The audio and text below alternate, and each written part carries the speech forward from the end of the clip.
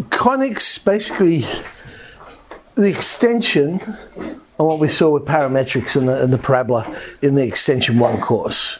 So we now extend it to other conics. The parabola is indeed a conic in itself. So where do these conics come from? There's a cone.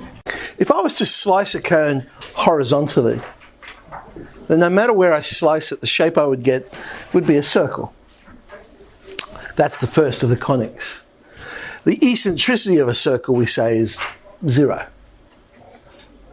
Now, if instead of slicing it horizontally, I slice it somewhere between horizontal and parallel to the edge, so it doesn't go through the base, then instead of getting a circle, I'll get an ellipse when I cut. That's what we say has an eccentricity between 0 and 1.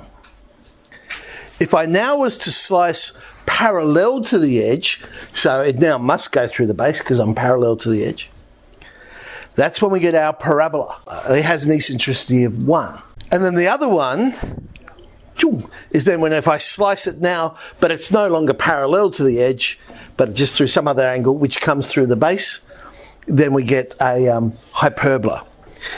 If it's dead vertical, then we get what's called a rectangular hyperbola. So that's eccentricity greater than 1.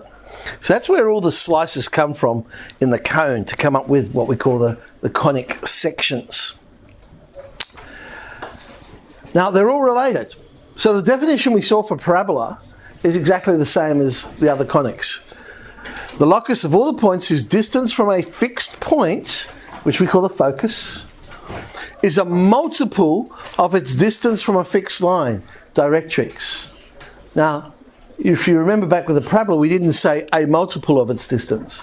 We simply said equal to the distance to the directrix. That's because the parabola's eccentricity is 1. So the multiple of the eccentricity is 1.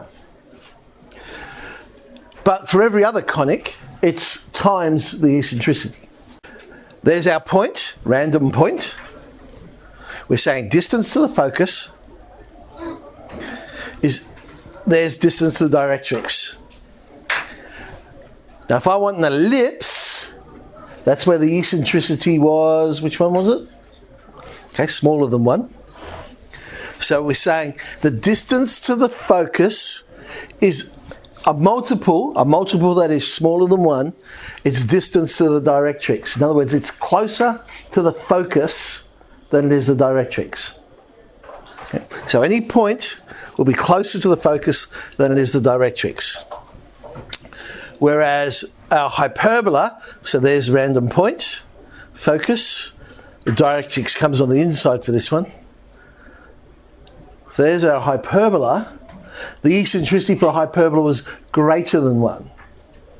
So this time it's closer to the directrix than is the focus, if you were to draw that up.